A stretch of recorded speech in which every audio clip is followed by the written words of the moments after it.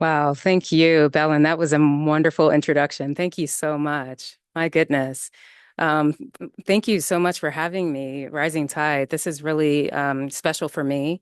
And like Bellen finished with, I do race mountain bikes. I was very amateur, but I've placed a few times on the podium for long distance mountain biking. So that's 12 to 24 hours.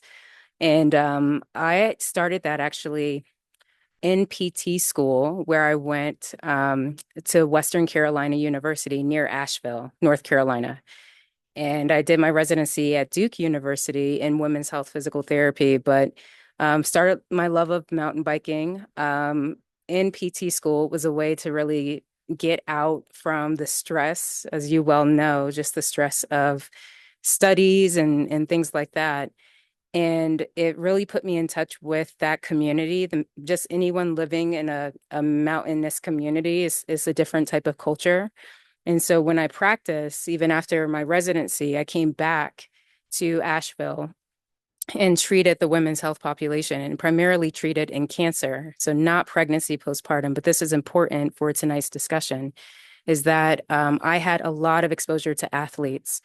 And so return to sport was not something that we really focused on in my women's health, physical therapy residency. Every residency is different, but return to sport was not very strongly emphasized. So I really had to pull a lot from my orthopedic and sports colleagues, which I was absolutely thrilled to share a lot of patients with and just learn how can I progress someone who just had a mastectomy who I'm seeing within the first 2 weeks? How can I progress someone back to sport who just had a hysterectomy or a C-section or something like that?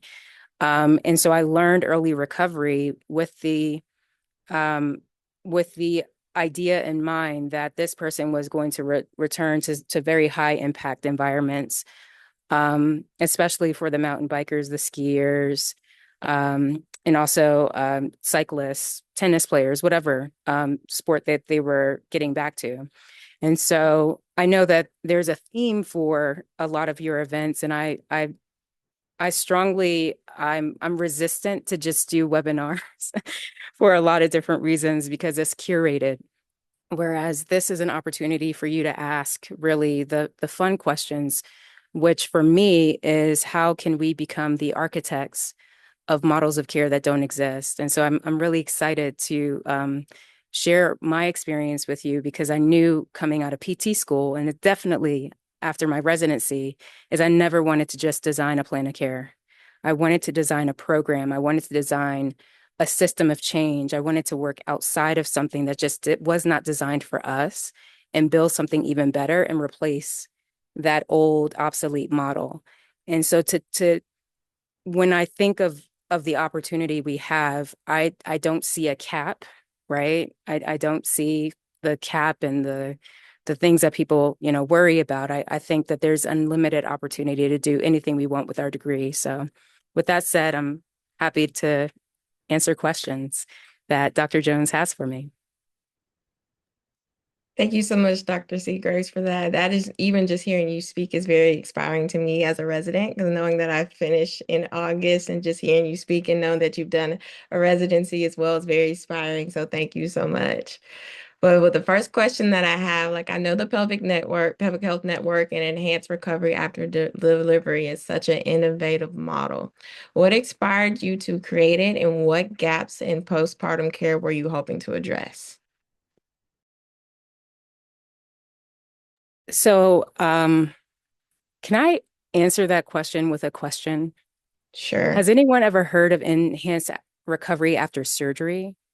Just anyone, even with a reaction or whatever people are doing on Zoom these days. Enhanced recovery after surgery? No? Okay. So I wasn't really familiar with it either. Acute care therapists, more familiar with it. So enhanced recovery after surgery is primarily used for just simplicity with the abdominal surgery population. And so, as an acute care therapist, you would more likely be consulted within 24 to 48 hours after someone who had an open abdominal surgery or even a robotic, minimally invasive abdominal surgery, who's having difficulty getting up, walking, mobilizing, things like that. What inspired me to create enhanced recovery after delivery, right? Very similar to enhanced recovery after surgery, was my exposure to patients after C-section in the hospital when I transitioned from outpatient to inpatient around the time of COVID. It was really the only job where we could still be a physical therapist because women were still giving birth. And so I completely left outpatient pelvic health, women's health practice, what you would normally think of treating someone with bladder issues or bowel issues or reproductive issues or whatever you kind of comes to mind as a women's health therapist.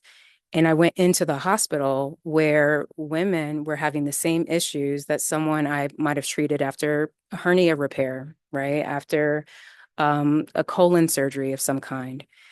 And what I found was a gap in care was that this model of care just didn't exist. We went through PT school. I went through my residency, not realizing that this was the norm to send these individuals home, care for a baby after losing tremendous amounts of blood. The most amount of blood I've ever seen a woman lose was 4 liters. How much blood is in the body? I believe around 7. Right. For a woman, it's between 5 and 6 liters. And then, of course, that increases during pregnancy. So 4 liters, right?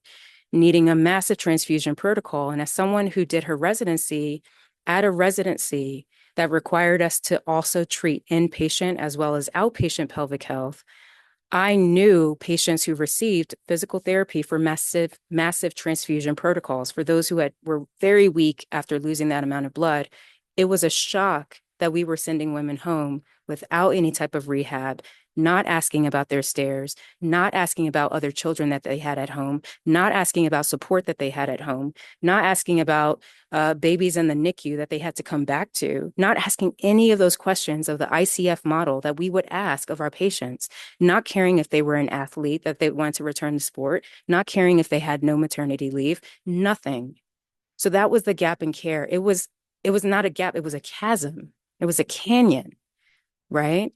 And so the least I could have done was, well, create a model that would trigger in a surgeon. I know that because I know enhanced recovery after surgery. And so the model wasn't really created for rehab therapists. It was created for surgeons because I knew that this model had to be physician led because otherwise we would never get the referral, right? And so that really is what spun me out of 2020 into 2021. And the very first time, it was kind of a test. I said, who in the world is going to want to learn how to treat patients after birth in the hospital or within the first 6 weeks, not later? If you had ever heard, wait till 6 weeks to treat someone after birth, that's the standard. And I was like, if we're going to break that standard to crumbs, right? So it doesn't exist anymore. Who was going to show up? The first time we did a weekend training in October of 2021, 28 therapists showed up. Right. It was more revenue I had ever seen as a physical therapist in a weekend. I'd never seen that much revenue. And then that's when the idea came to me was that we really had to scale this. We had to show the public where the hospitals were that could offer a physical or occupational therapy evaluation if they wanted one at the time of their birth. And that's when Pelvic Health Network was formed in 2022. And we started to just reach out to hospitals everywhere around the country. Do you offer these services? If you do, would you be on our directory? And from there, everything's really just scaled. I should say we were at 30 hospitals in 2023 when we really started to get some responses. And now we're at 127 hospitals in the United States that offer occupational therapy and physical therapy services of some kind after delivery. Yes, ma'am. That's kind of segues into my next question. So obviously this model is uncommon, right? In many healthcare systems. Obviously it's growing, which is amazing. But what challenges did you face in gaining interdisciplinary buy-in from physicians and other healthcare professionals? The fact that we shouldn't have been there on the maternity unit in the first place. I mean, a lot of us just didn't understand why we were there, why we were needed. Um, the biggest pushback to this day, I just met with a health system. It was our largest health system in Connecticut this morning. And the biggest pushback still is from nurses and OBGYNs is the fact that acute care therapists, both occupational and physical therapists who see moms after birth, they take vital signs after activity. And I have to say this because I started to speak publicly about this. I've spoken at CSM almost every year since 2022. And does anyone remember the athlete Tori Bowen? Oh, okay. Um, does anyone know who Serena Williams is? Okay. Awesome. All right. So Serena Williams had a cesarean delivery, which she did a special on HBO, about the fact that she nearly died. She had to advocate for herself in the hospital. She nearly died of pulmonary embolism, and she could not get the nurses or the doctors to run a specific type of CT scan that could find the blood clot. And when they found it, they had to open up her incision. It's just a major story. And for most of us, we can appreciate that a C-section is a pretty big surgery, right? And so that's a big deal when you have to go back into surgery, open up that incision and do all kinds of things. And so I started to follow different athletes who had challenges like that. And there was one that, came across my radar. Someone sent her story to me. And I was just obsessed at that point where that we had a lot of issues really communicating why we wanted blood pressures to be taken after activity in the hospital. On no other unit did we have to make this case. It was the maternity unit only. In ICU, we didn't have to make the case. After ortho, total knee replacement, hip replacement, didn't have to make the case. After C-section, we had to make the case as to why we wanted a blood pressure on someone who had just walked across the room or maybe tried to carry their baby and walk at at the same level of activity that they would do at home. We had to make a case. And so when we got the story of Tori's death, she was an Olympic runner who was found dead in the third trimester of her pregnancy and who had died of eclampsia. So not preeclampsia, which is a hypertensive or a high blood pressure disorder. So she had gone full into eclampsia. And what we started to make the case and what the position that we had to give to our therapists who we were training for these nurses and doctors who were pushing back was, I want you to imagine an athlete like me where my normal blood pressure is 100 over 70, low 100s over low 70s. And what do we hear is the textbook blood pressure that we should be concerned with in the general population? 120 over 80. For pregnancy, to get any kind of escalation is 140 over 90. And real emergency is 160 over 100. You take an athlete like me, or you take an athlete like Tori Bowie, or you take an athlete like Serena Williams, and you put us on a scale where everyone else is, but our blood pressure might be 90 over 60, 100 over 70, and you wait until 140 over 90 or 160 over 100, what kind of weight are you asking us to do? Is that measure, that textbook generalizable measure, really going to fit someone like me against someone who might live near 120 over 80 all the time? So that jump might not look like a lot for them. It's going to look like a lot for me. And so we were asking OB nurses and doctors to individualize care for their patients. And the only way we could do that was to measure their physiological response to activity, not your textbook of where they should be at.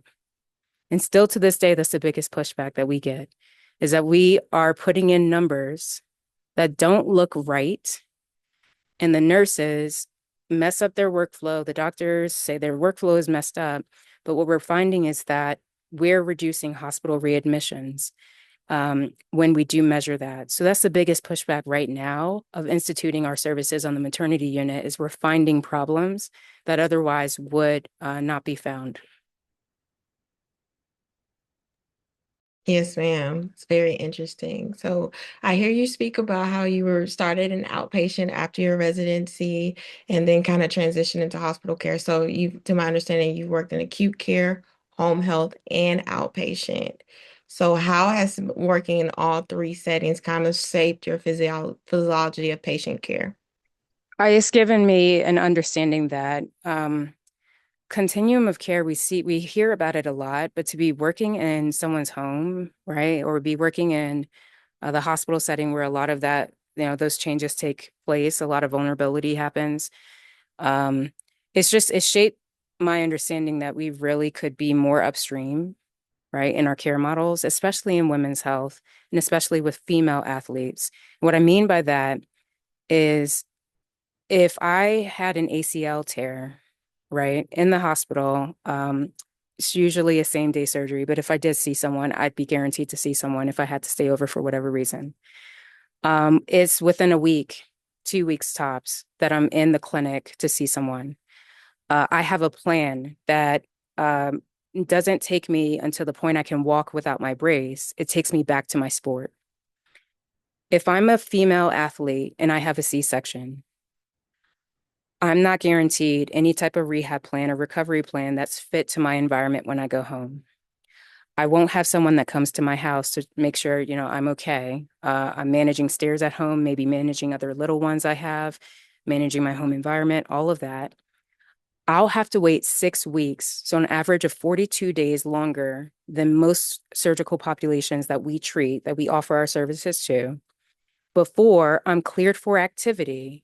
And at that point, I've not been given any type of individualized care plan that puts me on the road to say, well, this is what I want to get back to. Where do I start? Nothing.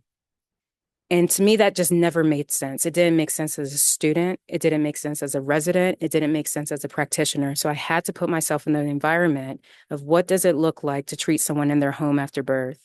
What does it look like to see the demands of their children around, or how supportive their spouse was, or what they were struggling with? I had to get out of the outpatient model that embodied women's health and look at it in different settings where it occurred in the hospital, in the home, outpatient via telehealth now that I practice. And so I really just think that the reason why we talk about women's health as it's a subspecialty is that we haven't embodied in PT education and residency training across any subspecialty, sports, whatever, neuro, is that women make up 51% of the population. They're not a subspecialty. They're not a niche, right? They're 51% of the population. If we don't treat them to the same degree that we would treat anyone else, we're missing a huge opportunity, a huge financial opportunity also. People will throw money at you if you increase and improve care for 70 to 80% of the utilization or the utilizers of healthcare. You all should know this, is that 70 to 80% of people who utilize healthcare are women, right? So if you include a female athlete in your practice and your focus is sports rehab, people will throw money at you to improve care for that population, right? Because they're utilizing care to the greatest extent. So that's what really it meant for me to practice across all settings, is I needed to see if I was building a model as an architect in my field, I needed to see what that would look like for that population in all settings that they receive care. Yes, ma'am. I completely agree. And me, in my short time of practice, so as I've been a resident, I've noticed that even though women makes up the majority of the healthcare population, we are the most overlooked and underserved, which can cause some psychosocial aspects. And I know your work emphasizes both mental and physical recovery after birth. So why is it so important or why would you say it's so important for public health clinicians to consider both aspects together? I mean, I think that's just from a rehab therapist. I mean, real talk, I thought about this really recently, is that I think I made a post or something about, OT versus PT, differentiation. And I realized when I was a student, my passion area was neuro. I knew I was going into spinal cord injury rehab. Like I knew I was going to work at the Shepherd Center in Atlanta. You couldn't tell me different. You could not tell me different. And things went sideways. Obviously, we're talking about women's health now, but that those plans changed, right? And I think about as a student, about 3 months before I started PT school, my mother suffered a massive stroke. And it's probably one of the reasons why, even in PT schools, as excited as I was of still going into neuro, because that's why I went into PT school, was to treat the neuro population. I was really excited about that. When I had clinical rotations, and even as a PT, when I treated those patients after stroke, it it it it was very difficult, right? It was very difficult to not see my mother, to not bring that experience into that patient care. And I think about the impact to a family of any type of injury. And I'm like, how do you treat someone separate from their mind, separate from their emotional health, right?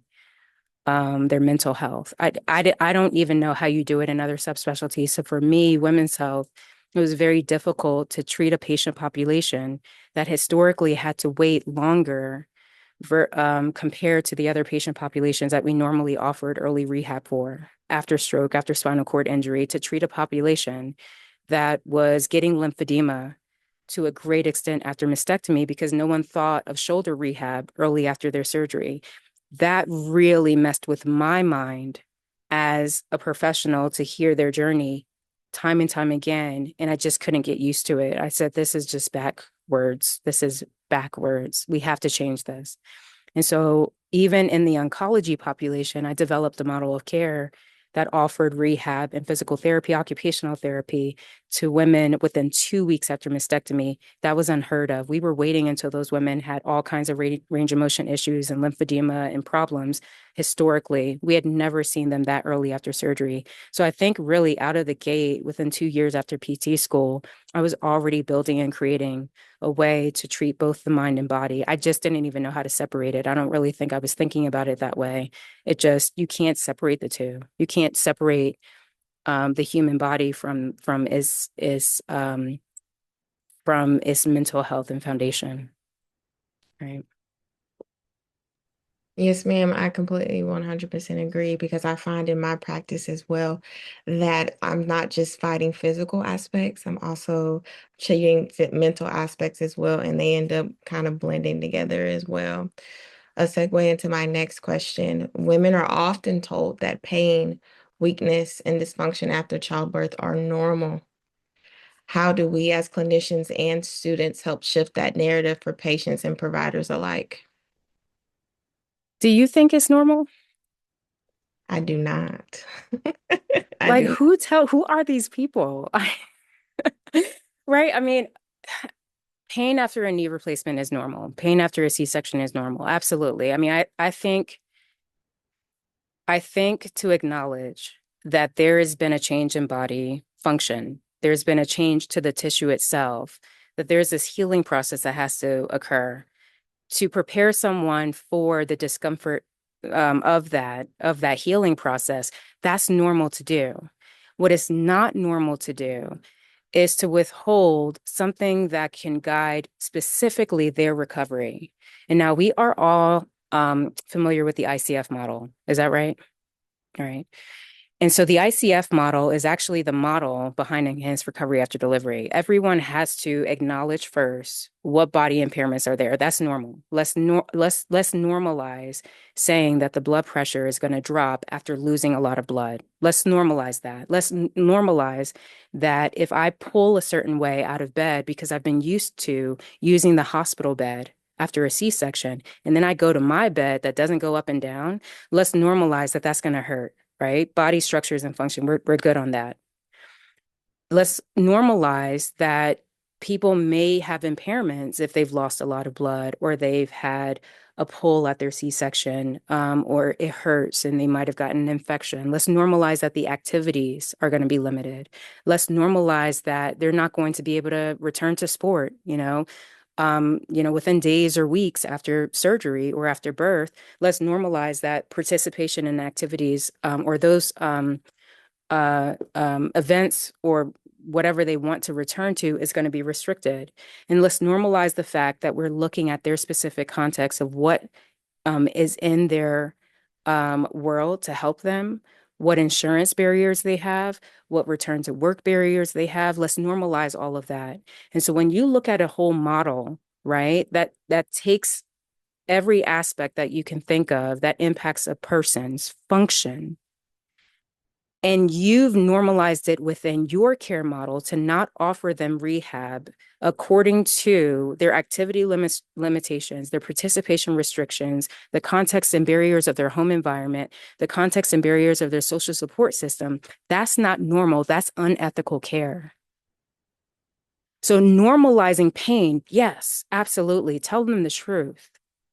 Normalizing not saying anything and watching somebody go over a cliff, not normal. Of course, I get emotional about this. I just did an event before this, and I shared about my niece who passed away after complications of C-section. So a lot of this is personal, and I often hear therapists say you shouldn't bring your personal experiences into patient care. That's not normal either. We're human. We're allowed to let things that affect us change how we treat and how we move in the world.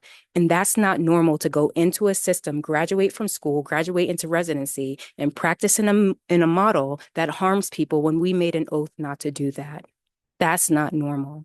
But it's normal to absolutely tell your patient she's going to have some pain after surgery. Completely normal. Am I right or am I right, Dr. Jones? You're very right. And even think, Right. yes, ma'am. And even thinking like from an outpatient setting, I find myself having to kind of reprogram my patient's brain, right? Because I'll get their subjective information and I understand this patient is leaking with cough, laugh, sneeze, jump. Okay. This patient is having pain with intercourse. Okay. And then as I start to do their objective measures, and I was like, oh, and I see something, and I was like, do you ever have hip or low back pain?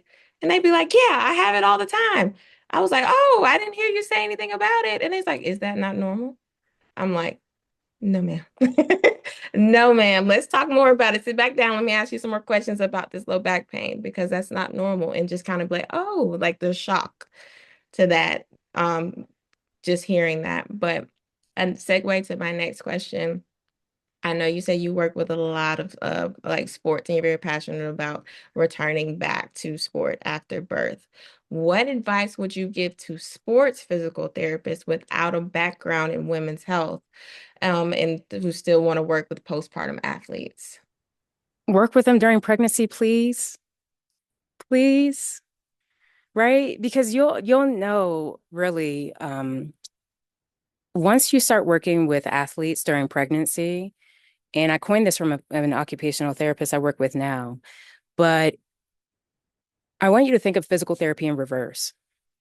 Is anybody familiar with that term? Physical therapy in reverse. We learned about it, some of us, in hospice care. When we learned about PTs in hospice care and PTs in maybe oncology, was that you may be working with somebody who can walk. Then they may have to transition to a cane. Then they may have to transition to a walker. Then they may have to transition to a wheelchair. Then they may have to transition into bed mobility. You don't stop that plan of care. That person still wants to function. They still want to engage, right? And so all you're doing is, even though that their function is declining, you're still helping them through those transitions, right? That's physical therapy in reverse. You think of pregnancy, it's kind of the same way, not as morbid, right? But think about it. You're deloading them. As more load is on their body, especially their blood vessels, more fluid, maybe swelling. They can't carry as much weight, but they are carrying more weight. You're deloading the stress on their body as they prepare for birth. And so they may still, we know CrossFit athletes, we know athletes that are still lifting in pregnancy. We see the images, we see the videos, they're still running and things like that. That's also a mental health thing, right? You see the birth prep programs, they're also preparing their body to deliver. Why not, as a sports therapist, would I not still want to work with my athlete as she's preparing for that transition, deloading, and then also letting her know, I'm going to be there at your recovery because that progressive loading is real. At some point, you're going to be alone, and that 10 pounds is out the window. You have to pick up baby and the carrier, or you have to bend down in a certain way that stresses your incision or your pelvic floor. Why wait 6 weeks for her to figure it out on her own? You wouldn't do that to an athlete after an ACL tear, but OBGYNs recognize that an ACL tear is very similar to a tissue injury of the pelvic floor, especially that stretch. There's no stretch that happens in the human body compared to the levator ani muscle that stretches like an ACL tear. that would snap before it got that big. So why would we let her wait 6 weeks, but we are treating that athlete after their tear and their repair within days to weeks? Why would we do that? So if you're a sports therapist, you don't necessarily have to treat her pelvic floor, but treat her mindset of getting back into the clinic or getting back into her sport, right? And so there's things that you could do, and that's what we treat. We train acute care therapists. These are not pelvic health therapists. Dr. Jones, everything you were talking about with that patient, acute care therapists are not doing. So to train the most general practitioner, we know as PT students, we're learning what? Transfer training within the first semester, right? We're learning all those types of things. So why not? If I could train an acute care therapist to see one after C-section, why wouldn't I be able to train a sports therapist to treat a female athlete after birth? That's crazy talk. Yes, you can. It's just a story we tell ourselves. Stay in our lane. Who told you that?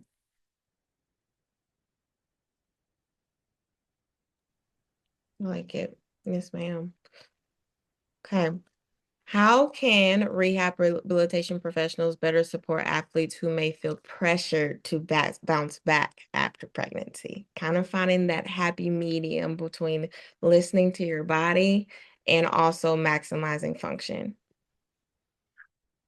That's more my question for you all. If I was a Division I athlete and I had an Achilles rupture and I'm just ready to get back into it and I'm not supposed to be loading that tissue too soon, what are the things that we talk to our people about, right? And so body image is a real thing after birth. I mean, that's real, right? But I think that the more conversations that we have, especially those who treated female athletes like in high school, you know, especially with body image issues, or maybe they're not necessarily taking in adequate nutrition, things like that. If we treat this patient population understanding that body image is just as relevant in this population as it is in others, right? Wrestling communities, oh my gosh, wrestling patients where body weight has to drop a significant amount to compete, all of that. If we just realize this population is not that different, right? And people might be getting pretty antsy to bounce back just for the sake of getting their body back before it's truly healed. I had a woman just recently who wanted to run at 9 weeks postpartum after a C-section with twins. And most of us know is that return to running for the amount of load that it takes through the joints, muscles, tissue is that ideally we would wait until 12 weeks, not 9 weeks. And for C-section is typically longer compared to a vaginal delivery. But she was antsy to run at 9 weeks. For her mental health, I did not try to convince her, but I did let her know, here are some things that I want you to consider, but let's walk through and talk through why you feel like you want to do that now. If there's other things that we can do differently with your body to help it heal. And it really came down to the C-section pooch, like a little like the pooch that she wanted to just get rid of. And she always felt that she was able to um, um, address her stomach appearance or abdomen appearance with running, right? And so that's a body image issue. That's something to consider, is that if we're treating people early, we can know that there are going to be some things with this patient population that's different, but it's very similar to other patient populations that we can appreciate. There's a bit of psychology, right, and therapy in our physical therapy that goes on in patient care. Those intimate conversations, to me, um, I struggle with the fact that therapists don't bill for those or think that those are relevant, like that's relevant to your treatment. And so have more intimate conversations if you are just unfamiliar with the issues that any particular population might be facing. Have more conversations, not less. Yes, ma'am. I completely agree. And I hear you say in that particular patient that you were referring to that for her mental health, you decided not to convince her, but just try to make her aware of what if she was to return back running at 9 weeks, what may happen, the loading of the joints, muscles, tissue, right? However, as I said earlier, I know a lot of our population, there's a lot of psychosocial aspects compared to it. Do you find yourself needing to refer out to mental health therapists once a patient might be dealing with psychosocial aspects that's outside of your scope of practice? Absolutely, all the time, right? All the time. I mean, that's a quick question. I mean, I would say that PMAS is perinatal mood and anxiety disorders. They are, in some individuals, pretty subtle, right? But again, the more conversations that I've had with women, and I still practice, I absolutely love it. I don't poo-poo it. I don't feel that therapists should stay necessarily at one lane of their career. I think that we should be building and creating, but I love to practice one-on-one because it really gives me an idea of how much I can't do and solve and fix. I'm not a fixer. And so having mental health therapists on my team has also helped to clue me in on when there may be a crisis or there may be an issue where this person may put themselves at harm or their baby at harm or anything like that. And so I think just kind of just a global remark to that question is that a therapist, I think that's more seasoned, that just recognizes their areas of expertise are therapists that usually have bigger teams, right? They're working on a team. And so, taking the sports model, each athlete is guaranteed to have a big team of coaches and specialists that is really there for their well-being and performance. And that's how I think about patient care, not just with pregnancy, postpartum, but it's just easier to have a bigger team with this population.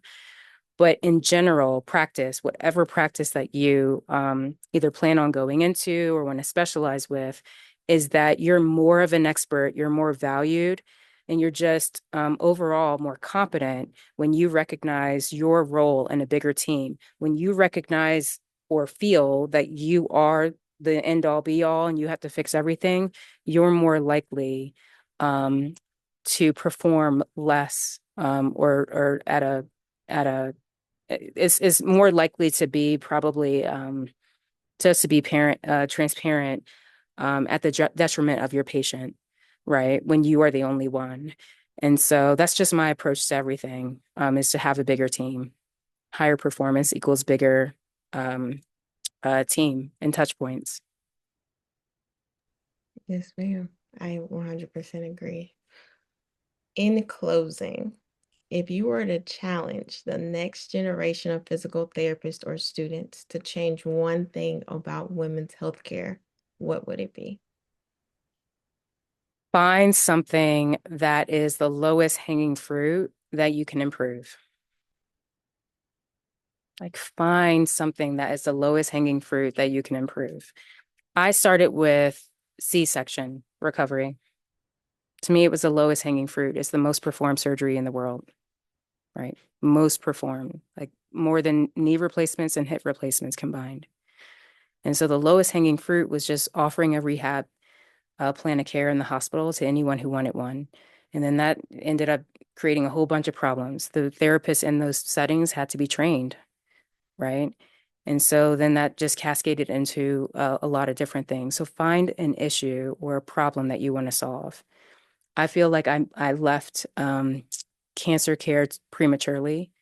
Um, I had the opportunity of doing travel therapy maybe a couple years ago, and I worked in an orthopedic practice, and I treated a woman after a mastectomy who had a frozen shoulder because she wasn't offered rehab after her mastectomy. She had developed a rotator cuff injury, then lymphedema, and then she had the rotator cuff surgery, and it was just a mess. And so I said, wow, I've really left oncology pretty prematurely because if I'm doing what I'm doing now in pregnancy and postpartum, we would have rehab normalized after mastectomy. So find something that has a problem that's really low hanging fruit. Just find a population that's just not getting care. And again, people will throw money at you to solve it, right? We were picked up with Goldman Sachs, and it was 1 million Black women. And it was a scholarship program essentially for just small business owners. And you had to make the smallest amount that you had to make was about 25,000 a year. And our business just reached over that minimum threshold that they were looking at to help. And after going through that program, we were able to skyrocket and really expand. And so my message for anyone graduating through residency, whatever it is just find a problem that's affecting women's health in general, and you're going to have the support to really build um, a pathway or a solution for it. It's really exciting on this side of being a physical therapist. Yes, ma'am. Thank you so much. Yeah, you're welcome. Thank you. Awesome questions. Thank you. You're very welcome. I think I have something in the chat somebody asked. Um, it says, what is the biggest challenge? I think you kind of answered a little bit. What is the biggest challenge in getting other healthcare disciplines to recognize the importance of women's health in the hospital setting? Um, I think it's just change. I think if we've just been doing something for so long, it's just change. I mean, acute care therapists, we have we have a lot of difficulty getting them on board, right? It's not just the other health providers, it's acute care therapists who are like, I've never treated on a maternity unit. I wouldn't even know what to do. And so just like basic conversations. Have you treated someone after an open abdominal surgery? Okay, a C-section is that. I mean, it's just change on both sides. You know, therapists are not out of the clear either. We get in our own way, right? And so just recognizing really that if we needed to reduce people to tissue, which if that's what makes us comfortable to treat them, then fine. I hate that. I really do. It's hard. But in my training, I've had to reduce people to tissue because when you start adding in the context of other goals they have for their quality of life, maybe breastfeeding after surgery or an infant bonding and things like that, that just seem too intimate for an acute care therapist, they're ready to run in the other direction. So I've had to reduce people to to their body structures and impairments so much to get people comfortable to offer rehab services. It sounds icky. I'm saying it out loud in this way. I don't think I've ever explained it, but I do what I have to get people in the room. So I do what I have to get the OBGYNs to recognize that this person has a 3-story walk up to an apartment.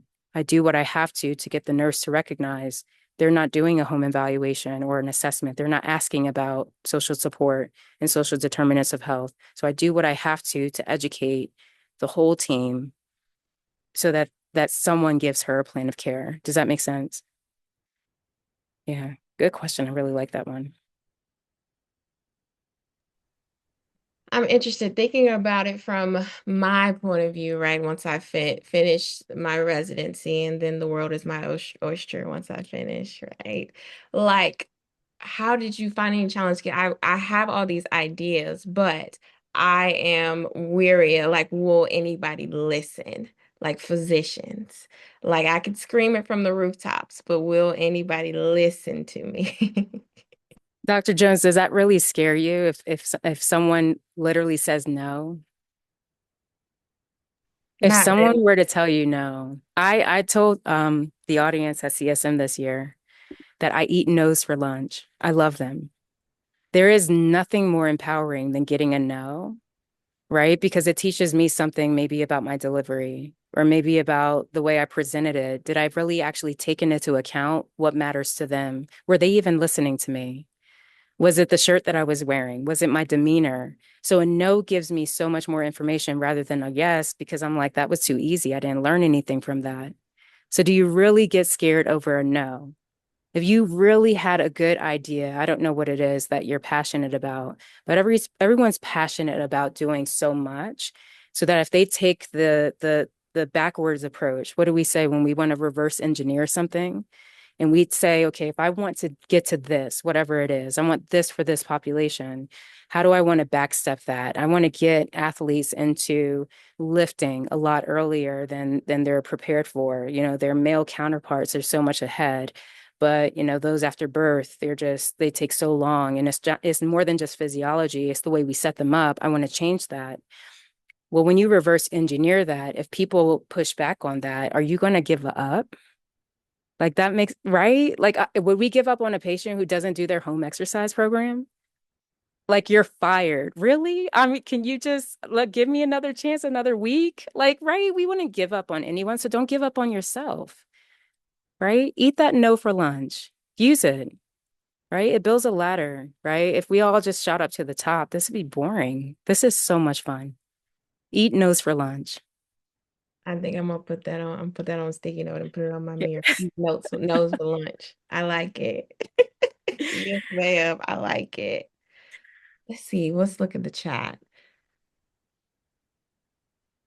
So in Hawaii, we have Native Hawaiians who seek prenatal care really late in their pregnancy. I'm wondering how to create buy-in from patients to prioritize themselves, seek PT and come in for prenatal visits and trust a healthcare system that often has provided biased care. I really got into birth prep very recently. I became a doula after I started to treat mothers in the hospital because I wanted to see that part of it too, right? I didn't add that, but that was another thing I did. Rather than just treat them in the home and treat in physical therapy, physical therapy, physical therapy, I wanted to actually be on the side of what does it look like? And so, of course, that introduced me to pregnancy pathways. Think of it as prehab, right? We know prehab, right? Before you have a knee surgery, even ACL programs, right? There's prehab. And so pregnancy prehab actually exists, but it's fun. And so when I think of just culture, I think of what can we do to make this fun? What music can we add? And also, I mean, I also have done prehab programs for total joint. We can't do anything in my world without music, right? Without smiling, without laughing, without making it a really fun environment. And so when I think of opportunities to see someone earlier in the second trimester, which would be better, we know, right? Because it gives us such a longer runway for that pregnancy, for the deloading, for the changes of the body, for all of it, for the education that we want them to know early after they deliver, is I think of the opportunities to really introduce prehab models of care, right? And you can be creative. I'm not going to bore you with my ideas because they're narrow. To me, this is a the world is your oyster, right? Be creative, right? We create plans of care, create a program, not just a plan of care for an individual, create a program for a population, a specific population that has cultural needs from their providers, right? To understand what's meaningful for them. So, what's meaningful for them? And put that in birth prep, right? And invite them to the first meeting or whatever you want to do. Test things. Don't be afraid to test, right? Um, I hope that helps. Yeah. Yeah. Yes, ma'am. Belinda, are we running out of time? We're good. We're good on time. Does anybody have another question? I do. Perfect. Yes, ma'am. So I hear you say that you are a doula, and this thought process has definitely, or that idea has definitely crossed my mind. But I'm wondering, like, because the responsibilities of a doula, you might need to go, as soon as a mom's in labor, you might need to go to the hospital at a drop of a dime, right? I'm wondering how you balance that with outpatient care and being a doula. Not at all. Very Okay. well. Like not at all very well. I have to be very smart because uh my sessions will actually include a backup doula, right? Very early just because I'm just transparent. Like if you call me and I am the one, right? That puts so much on my plate. And if I fail that, you know, mom, that really leaves her without any support. And so again, higher performance is bigger team, right? You're able to offer them services outside of what you can control, right? And so many moms now find me because of my postpartum advocacy and early advocacy. So they're already knowing I want more recovery education, I want more birth prep, I want this. And so I'm able to offer that with the understanding that if I can't be at your recovery or, excuse me, at your birth, I could be there at your recovery. So it's over delivering, right? Never over promising and under delivering. You're always over delivering. And you're just keeping the lines of communication open, right? I cannot do all of these things that I want to do, but I chose to those paths because they inform me on this population in a really deep way so that I can really pass that information on to the public, in what I do in education. So I hope that helps. But we're not to be all the things, right? Yes, ma'am. That definitely helps. Thank you so much. Just knowing, having Welcome. that idea that you can't be superwoman, set your boundaries and do what you Absolutely. can and don't overpromise. Yes, ma'am. Thank you so much. You're welcome. Chidera, you came on camera. Good to see you. Do you have a question? Oh no, I already texted my question Oh, to Dr. Maya, but perfect. I think she already asked my questions. Yeah. Wonderful. Yes, ma'am. Dr. Severs, I just have one follow-up to Soliana's question, and that is sometimes we can't always persuade people to come to where we are or come to a hospital because of the reasons that she mentioned. Are there suggestions on ways that you found to meet them where they are? Locations or areas that, they might be congregating or coming together that you might be able to have more impact in a group versus individuals? Yeah, I mean, so I was part of in Colorado, we do have a big military community. So I think, of those folks, but I've done a lot of virtual workshops. I mean, I think that's probably one of the most accessible ways that make people feel safe to just feel us out, get to know us before we even do something in a community setting.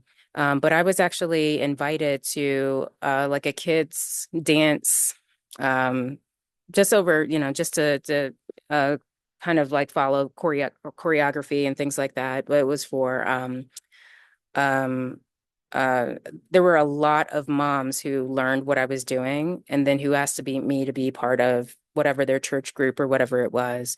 And so, I mean, I just think that the more that you're really a part of any community and you're talking about what you do, there's going to be those invitations that really allow you to come to them and bring your knowledge and your compassion to whatever space you want to.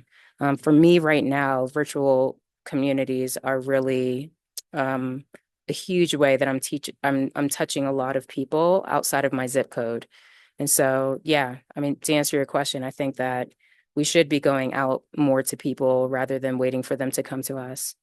Oh no, I'm Thank just you, saying, Soliana. It's Dr. beautiful. Graves, I could turn everything you said today into like a motivational sticker, like eating those for breakfast, 100% gonna be what's gonna take me through the NPTE, honestly. Thank you. Well, just so you guys know, she has a podcast that you can tune into, or at least Yes. I see her a lot. Yes, you Thank right. You have you. a podcast, yes, that you Yeah, guys can tune into. So please take a look. We'll make sure that we send the link in the follow-up. So I appreciate it. Thank you. mhm. Thank you so much for having me. This was awesome. I love your questions, Dr. Jones. Thank you. Thank you. And I good luck on your residency. Oh my goodness. thank Home you. stretch. Slowly but surely.